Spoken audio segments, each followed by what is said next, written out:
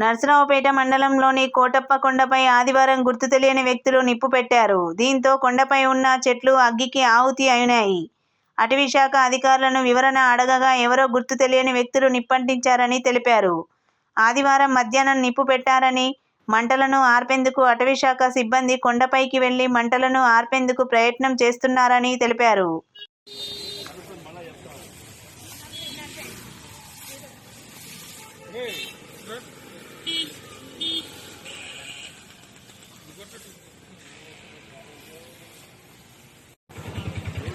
పడుకోవాలి